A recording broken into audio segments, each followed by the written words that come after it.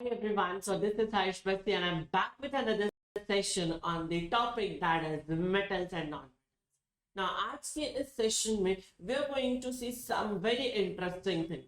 Now, before that, मैं आप लोगों से ये बोलना चाहता हूँ कि if any one of you have missed any videos of this particular series, this particular chapter, so you just have to go and check the playlist जहाँ पे आपको videos मिल जाएंगे. क्योंकि अगर आपने कोई भी वीडियोस छोड़ा है तो आपके बहुत सारे कंसेप्ट मिस होंगे और आगे शायद आपको थोड़ी सी चीजें समझने में इश्यूज हो. So do watch the previous videos. Now let's quickly start this session. आज के इस सेशन में we are going to talk about कि एक मेटल और नॉन मेटल आपस में कैसे रिएक्ट करते हैं. बट बिफोर दैट हमें कुछ चीजें समझनी पड़ेगी. उन चीजों के बेसिस पे we are going to understand कि एक्चुअली में कैसे रिएक्शंस होते हैं. First of all, I'll introduce the octet rule. Now, do you understand what octet rule is? Anyone? Octet मतलब क्या होता है? Octagon, octet, something related to 8, right? Yes or yes, exactly. So, octet rule भी कुछ 8 से related है. What this octet rule says that it says that the atoms are most stable when their valence shells are filled with 8 electrons. Now, do you understand the valence shell? Do you understand the valence electron? Or do you understand the valency? Yes or no? चलो, let's check this. सबसे पहले आज हम यहाँ पे ये छोटी सी terminologies को डिस्कस करेंगे. ना, सबसे पहले हम यहाँ पे शेल्स के बारे में पढ़ते हैं. अगर कोई भी एलिमेंट हो, एनी एलिमेंट, तो उस एलिमेंट में क्या होगा? उस एलिमेंट में सबसे अंदर में क्या चीजें होती थी?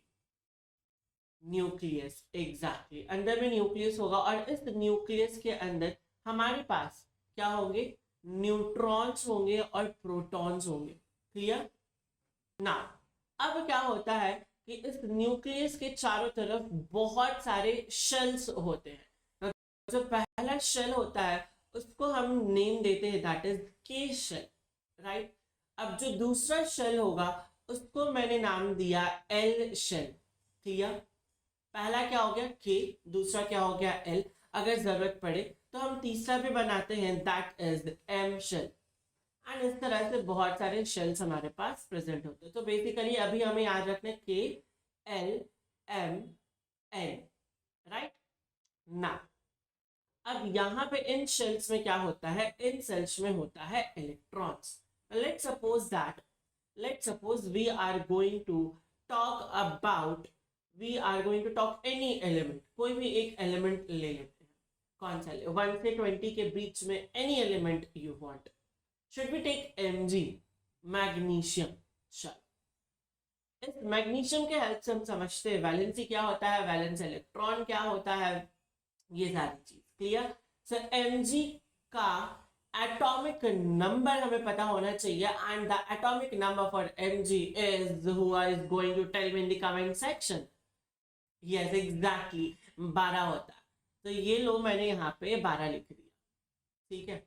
अब तुम्हें ये पता होना चाहिए कि के शेल की कैपेसिटी कितनी होती है. के शेल की कैपेसिटी सिर्फ 2 इलेक्ट्रॉन रखने की होती है, उससे ज्यादा ये नहीं रख सकता. उसी तरह से एल शेल की कैपेसिटी सिर्फ और सिर्फ 8 इलेक्ट्रॉन रखने की होती है, उससे ज्यादा ये नहीं रख सकता. And in the same way if I talk about, ये भी क्या कर सकता है? ये 18 इलेक्ट्रॉन इन टोटल रख सकता है. ना, इसके बेसिस पे अब हम इलेक्ट्रॉन्स को थोड़ा सा अरेंज करने की कोशिश करेंगे. सो के शेल, दैट इज सबसे इनर मोस्ट शेल में मैं कितना इलेक्ट्रॉन्स डाल दूं? 4 डाल दूं क्या? नहीं, 2 डाल सकता हूँ, राइट. सो Mg का 1 इलेक्ट्रॉन यहाँ, 1 इलेक्ट्रॉन यहाँ, बच्चे कितने हैं अभी? 10 इलेक्ट्रॉन्स. सो क्या मैं यहाँ पे 8 इलेक्ट्रॉन डाल सकता हूँ? 1, 2, 3, 4, 5, 6, 7, 8. अभी भी हमारे पास 2 इलेक्ट्रॉन बच रहे हैं. ठीक है. तो ये लो 2 इलेक्ट्रॉन को थोड़ा बाहर डाल दिया जाए इन एम शेल. तो वी हैव 2 इलेक्ट्रॉन्स हियर. एक यहाँ डाल दो, एक यहाँ डाल दो. ऐसा कोई हार्ड एंड फास्ट रूल नहीं कि तुम्हें ऑपोजिट ही बनाना है, तुम कहीं भी बना सकते हो. ना वैलेंस शेल वो शेल होता है जो लास्ट के इलेक्ट्रॉन्स रखता है। तो इस पर्टिकुलर एमजी में वैलेंस शेल क्या हो जाएगा? The valence shell will be L और एम क्या होगा? M exactly. तो वैलेंस शेल यहां हो गया एम। अगर वैलेंस शेल एम हुआ है तो उसी तरह से सोचो, if I talk about the valence electron, तो वैलेंस इलेक्ट्रॉन क्या हो जाएगा? वो इलेक्ट्रॉन जो वैलेंस शेल में प्रेजेंट हो। यस, कितने इलेक्ट्रॉन्स वैलेंस शेल में प्रेजेंट है यहाँ पे? That is 2। तो हमारे पास वैलेंस इलेक्ट्रॉन 2 हो जाएंगे। अब बात आती है वैलेंसी की, क्योंकि वैलेंसी अगर तुम्हें नहीं पता है तो तुम कंपाउंड्स नहीं बना पाओगे, and that's why this thing is very much important. So फटाफट से वैलेंसी निकालना सीख लेते हैं। आई नो तुम लोगों को, बहुत सारे लोगों को आता होगा, हम लोगों ने 9th में ऑलरेडी पढ़ रखा है, but if you don't know या थोड़े से भूल गए तो आज तुम्हारा रिविजन हो जाएगा and you are going to clear your concept regarding the valency, valence electrons and all those things. ठीक है ना? If I talk about the valency, so valency कैसे निकालेंगे? Oops, I did a mistake, and the mistake is मैंने E की जगह A लिख दिया। No issues, I'm going to correct this now. valency क्या हो जाएगा? Anyone? मैं तुम्हें एक ट्रिक बताऊं, बड़े कंफ्यूज होते हैं वैलेंसीज में तुम लोग। मैं तुम्हें आज एक ट्रिक बताता हूँ। अगर वैलेंस इलेक्ट्रॉन चार्ज से कम हो, ध्यान से सुनना, बिल्कुल ध्यान से सुनना। इफ कौन से electrons? Valence electrons exactly. If valence electron किससे कम हो? Less than 4। If valence electron is less than 4, तो जो है ना, चुपचाप वही लिख देना। यहाँ पे कितना, जल्दी से बताओ? 2 है, तो वैलेंसी कितना हो जाएगा? Now, if suppose, थोड़ी सी इसमें चेंजेस लाते हैं। मान लो क्या हुआ, मान लो जो वैलेंस इलेक्ट्रॉन है वो 4 से ज्यादा हो गया, 5 हो गया। ठीक है, कितना हो गया? 5। तो क्या तुम वैलेंसी 5 लिख कर आओगे? नहीं, तुम वैलेंसी कितना लिख कर आओगे? अगर 4 से ज्यादा हुआ तो उसको चुपचाप 8 से माइनस कर दो। इसकी वैलेंसी कितनी हो जाएगी? फिर 3 हो जाएगी। नॉट मैग्नीशियम की है ना, हम लोग छेड़छाड़ की है यहाँ पे। मैग्नीशियम की वैलेंसी 2 ही है, लेकिन इफ 5 से ज्यादा होता तो हम ये काम करते। Clear to everyone? ठीक है, चलो, दैट्स वेरी गुड। तो Mg की यहाँ पे इसे मिटा दो, मैं तुम कंफ्यूज ना हो जाओ कि सर Mg का ये 5 कैसे आ गया, है ना? नाउ आई होप दैट तुम्हें समझ में आ गई होगी कि वैलेंस सेल, वैलेंस इलेक्ट्रॉन और वैलेंसी क्या होता है। So let's move forward. अब ये जो ऑक्टेट रूल है वो कहता था कि क्या होना चाहिए? लास्ट शेल जो है वो फुलफिल होना चाहिए, तो जो एलिमेंट है, जो मेटल्स है, वो स्टेबल होगा, या 8 होना चाहिए तो स्टेबल होगा, राइट? यहाँ पे कुछ एक्सेप्शन है, जैसे कि ट्रांजिशन एलिमेंट्स नहीं फॉलो करते ऑक्टेट रूल, फ्री रेडिकल्स नहीं फॉलो करते ऑक्टेट रूल, कुछ एलिमेंट्स जैसे कि हाइड्रोजन, लिथियम, हीलियम नहीं फॉलो करते ऑक्टेट रूल्स को। क्लियर? ट्रांजिशन एलिमेंट्स क्या होते हैं ये तुम हायर क्लासेस में पढ़ोगे, लेकिन मैं तुम्हें यहाँ पे इंट्रोड्यूस करा देता हूँ। जितने भी डी ब्लॉक के एलिमेंट्स होते हैं, जितने भी डी ब्लॉक के एलिमेंट्स होते हैं except Zn, that is zinc, Hg and Cd, इनको छोड़ के सभी को हम ट्रांजिशन एलिमेंट बोलते हैं, राइट? फ्री रेडिकल्स क्या होते हैं? फ्री रेडिकल्स भी तुम हायर क्लासेस में जाके पढ़ोगे। उसमें क्या होता है, और तुम एलिमेंट्स जैसे कि हाइड्रोजन, लिथियम एंड हीलियम को तो जानते हैं। हाइड्रोजन की अगर बात करूं तो हाइड्रोजन में तो सिर्फ एक ही शेल होता है, K, राइट? और एक इलेक्ट्रॉन है, राइट? तो वो ऑक्टेट रूल ही कैसे फॉलो करेगा? क्लियर? हीलियम की ही बात कर लो तुम, तो यहाँ पे टोटल 2 ही इलेक्ट्रॉन है, तो ऑक्टेट रूल कैसे फॉलो होगा? क्लियर? चलो ना, अब एग्जांपल्स देखते हैं। एक एग्जांपल लेते हैं यहाँ पे हम, सोडियम। सोडियम का सिंबल क्या होता है? How many of you know this? If you know this फटाफट से कमेंट में बताओ. The symbol for the sodium is exactly that is Na, right. अब ये जो Na है, this sodium has 1 electron in its outermost shell. ऐसा होता है कि चेक करें फटाफट से. चलो, सोडियम का एटॉमिक नंबर कितना होता है, दैट इज 11. एंड इसकी इलेक्ट्रॉनिक कॉन्फ़िगरेशन लिखे तो कैसे लिखे, तो सबसे पहले मैं K लाता हूँ, उसके बाद फिर L, देन M. ना K L M ले आया तो K में कितने इलेक्ट्रॉन्स तुम डालोगे, 2 इलेक्ट्रॉन्स. L में कितने डालोगे, 8. और M में कितने डालोगे, 1. क्लियर. इसी तरह से इसका अगर इलेक्ट्रॉन डॉट स्ट्रक्चर बनाया जाए तो कुछ इस तरह का हमें दिखेगा. Now this is the electron dot structure. यहाँ पे इसको चेक कर लेते एक बार सही है कि नहीं. देखो, ये इनरमोस्ट शेल को मैंने K बोल दिया. K में क्या है, 2 इलेक्ट्रॉन्स प्रेजेंट है यहाँ पे. Yes, this is correct. L में कितने इलेक्ट्रॉन से काउंट कर ले एक बार एवरीवन. चलो, let's count it. 1, this is 2, 4 कहाँ से आए, 3, 4, 5, 6, 7 एंड 8. और एक अकेला कौन बचा, 1, M शेल, राइट. सो अगर M जो है, मान लो सपोज इसको स्टेबल होना, ठीक है, इसको स्टेबल होना है, तो ये क्या करेगा, ये इलेक्ट्रॉन्स लेगा या भेज देगा. ऑक्टेट बनाना सबसे इजी तरीका तुम्हें ढूंढना. यस, ये चाहेगा कि मैं लूज कर दूं ना, मैं लूज कर दूंगा. क्या एक इलेक्ट्रॉन लेके मैं ऐसे घूम रहा हूं और आई एम अनस्टेबल. हटो यहाँ से. एक इलेक्ट्रॉन अगर मैं लूज कर दूं तो क्या होगा, मैं स्टेबल हो जाऊँ. Clear. So sodium will prefer to lose 1 electron to become stable, to obey the octet rule, right? अब अगर सोडियम एक इलेक्ट्रॉन लूज करता है तो क्या सोडियम के ऊपर कुछ चार्जेस भी आएंगे, सोचो. कैसे कैसे आएंगे, सोडियम के ऊपर प्लस चार्ज तो आएगा, बट कैसे, हाउ, थिंक अबाउट इट. मैं बताता हूँ. इन नॉर्मल कंडीशन, सी, मैं Na लिया सोडियम. अब इसमें हमें देखना है number of electrons. Number of electrons कितने होंगे, फटाफट से मुझे बताओ. How many electrons will be present in the element that is sodium. Comments में मुझे आंसर दिखने चाहिए. Yes, exactly. The number of electrons in sodium will be what, 11. अच्छा, नंबर ऑफ प्रोटॉन्स कितना होगा, सोचो, थिंक. नंबर ऑफ प्रोटॉन्स भी होगा 11.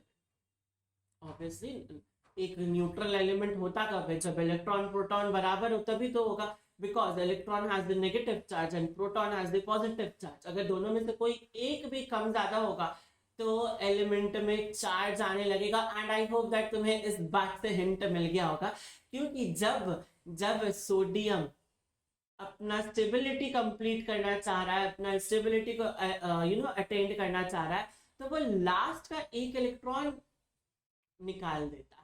और इलेक्ट्रॉन की कमी हुई तो डोमिनेंट चार्ज कौन सा हो जाएगा, positive charge. And that's why हम यहाँ पे Na पॉजिटिव मेंशन करते हैं. बट तुम्हें Na पॉजिटिव ऐसे एक चार्ज है, चार्ज ज्यादा थोड़ा अनस्टेबल होता है, राइट. तो फिर कैसे होगा ये सर, क्यों लूज किया ये सारी चीज तुम्हें अभी थोड़ी देर में पता चलेगी. ओके, ना उससे पहले we have to deal with certain terms, that is cations and anions. इसको देखना पड़ेगा, इसको समझना पड़ेगा. then only we can understand that किस तरह से metals and non metals में reactions होते हैं, bonds बनते हैं. ठीक है, चलो. now if I talk about the cations होते क्या, सिंपली याद रख लो, cations are positively charged ions. क्या है cations? ऐसे आयंस जिनके ऊपर पॉजिटिव चार्ज. और एनायंस क्या हो जाएंगे, ऐसे आयंस जिनके ऊपर नेगेटिव चार्ज होता है. कैसे याद रखना, बहुत कंफ्यूजन होता है ना एनायंस और कैटायंस याद रखने में. चल, लेट्स सपोज दैट तुम्हारा एक बेस्ट फ्रेंड तुम्हारे घर आ रहा है. ठीक है, तुम्हारा एक बेस्ट फ्रेंड तुम्हारे घर आ रहा है और तुम्हारी मम्मी जो है वो बहुत एंग्री है तुमसे. तो तुम क्या बोलोगे अपने बेस्ट फ्रेंड को, आना मत आना, राइट. आना, क्लियर. मतलब एक नेगेटिव साइन दे रहे हो ना तुम अपने बेस्ट फ्रेंड पे. तो तुम्हारा बेस्ट फ्रेंड बोला कि मैं तुम्हारे घर आना चाहता हूँ, तुम मना कर रहे हो, ना, तो ऐसे याद रख लो आना, A is anion, that is negative. Clear? Okay. ना एक और चीज तुम्हें मैं यहाँ पे सिखा देता हूँ, अगर कोई एनॉड पूछे तो वो पॉजिटिव होता है, अगर कोई कैथोड पूछे तो वो नेगेटिव होता है, ठीक है, उल्टा होता है। तो तुम एनाइन याद रख लो, ये चारों चीज याद हो जाएगी। कैसे याद रखना? आ ना नेगेटिव। क्लियर? तो जितने भी आयंस के ऊपर पॉजिटिव चार्ज होगा वो क्या होंगे? केटायंस। ना एक चीज में तुम्हें होमवर्क देता हूं, तुम्हें के पॉजिटिव और Ca2 पॉजिटिव बना के देखना। क्लियर? खुद से बना के देखो, तब चीजें बहुत अच्छे से क्लियर हो जाएंगी। Let's go with the anions.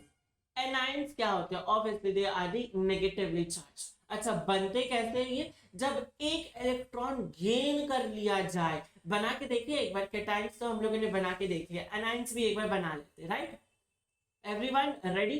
कौन सा लूं? चलो, Cl लूं, O2 लूं, O2 नेगेटिव लूं या ब्रोमीन लूं? क्लोरीन लूं? ऑक्सीजन लूं? चलो ऑक्सीजन लेता हूं। ना लेट्स राइट हियर ऑक्सीजन। अगर मैं ऑक्सीजन तुमसे पूछता हूं तो I am going to ask you one question, that oxygen का एटॉमिक नंबर कितना होता है? What is the atomic number for the oxygen? So the atomic number for the oxygen will be, carbon के बाद क्या आता है? चलो हम लोग काउंट करते हैं। Hydrogen, helium, lithium, beryllium, boron, carbon, nitrogen, oxygen. कितना आया? 8। ये चीजें याद होनी चाहिए, अदरवाइज तुम्हें थोड़ी सी दिक्कत होगी क्वेश्चंस को सॉल्व करने ना।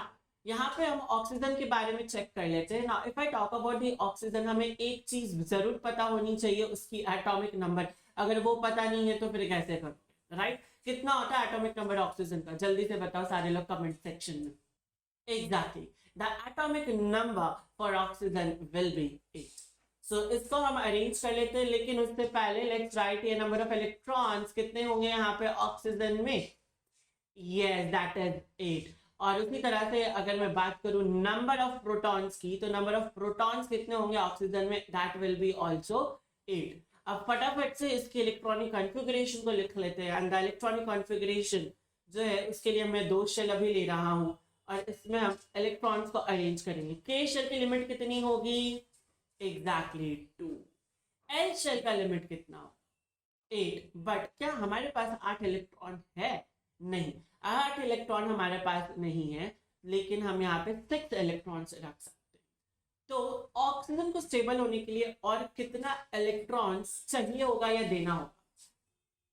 क्या ये 6 इलेक्ट्रॉन लूज कर देगा, 2 इलेक्ट्रॉन रखेगा खाली? नहीं, मेरे को स्टेबल होना, 6 का 6 लूज करेगा, या 2 इलेक्ट्रॉन्स ले लेगा rather than losing electrons. Exactly, 2 electrons कहीं से ले लेगा।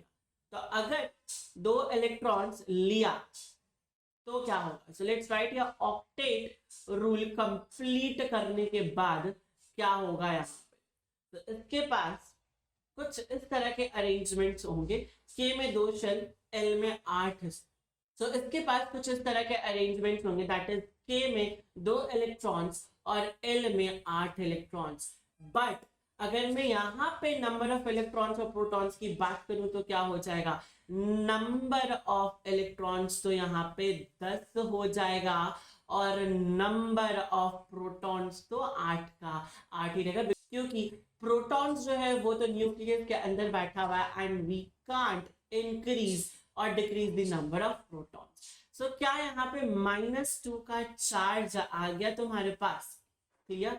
नाउ आई होप दैट तुम्हें ये चीजें क्लियर हो गई होंगी कि किस तरह से पॉजिटिव चार्ज आता है, किस तरह से नेगेटिव चार्ज आता है, राइट? आई होप दैट आज के सेशन में जितने भी कंसेप्ट है आपने उसको क्रिस्टल क्लियर समझ लिया होगा। बट अब क्या करना है? कंसेप्ट समझने के बाद we have to make short notes. अभी जो शॉर्ट नोट्स है वो काफी हेल्प करता है हमारे एग्जाम टाइम पे। शॉर्ट नोट्स बनाने के बाद we should practice lots and lots of questions ना। यहाँ पे क्वेश्चंस का क्वांटिटी मैटर नहीं करता, क्वेश्चंस की क्वालिटी मैटर करता है। And finally we don't have to neglect the practical based questions, right? Chemistry is all about the practical, chemistry में बहुत सारे reactions होते हैं, तो practical based questions exams में बहुत आते हैं। So now if I talk about ये सारी चीज आप लोगों को करनी है तो बहुत टाइम लग जाएगा हर एक चैप्टर्स के लिए, बिकॉज आई कंप्लीटली अंडरस्टैंड हमारे पास बहुत सारे subject. So to make this easy for you what I have brought is that 3 best books for the chemistry. Yes, you heard it right. सबसे पहले अगर मैं इस बुक के बारे में बात करूं, so this book contains the summary with tips and tricks so that कि आप सारे चैप्टर्स को एक कंसाइज मैनर में फटाफट से रिवाइज कर सको. इसमें बहुत सारे टिप्स मिलेंगे, बहुत सारे ट्रिक्स मिलेंगे. Now next we have what, we have another book. Obviously short notes बन गया, रिविजन हो गया, अब क्वेश्चंस प्रैक्टिस करने हैं. ना यहाँ पे 400 क्वेश्चंस इन टोटल है, एंड ये 400 क्वेश्चंस ऐसे क्वेश्चंस है जिनकी प्रोबेबिलिटी बहुत होती है वर्ड्स में आने की. So rather than doing multiple questions, बहुत सारे क्वेश्चंस करने से अच्छा है कि हम कुछ क्वालिटी बेस्ड क्वेश्चंस करें which you are going to get in this book. And last one we have a solution for practical based question. This book contains 50+ practice questions and साथ ही साथ में एक टेबुलर फॉर्म में सारे compounds के common names, colours, वो सारी चीज दे रखी है.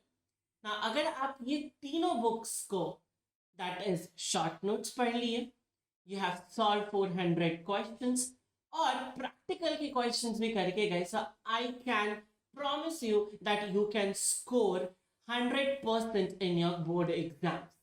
Now, from where you have to access this book? The link will be provided in the description. You can go to Amazon and you can purchase this book. In the next session, we are going to talk about the proper bond formation between the metals and non-metals. Ionic bonds के बारे में discuss करेंगे और बहुत सारी चीजें हमें और भी डिस्कस करनी है. So till then, bye bye everyone. Thanks.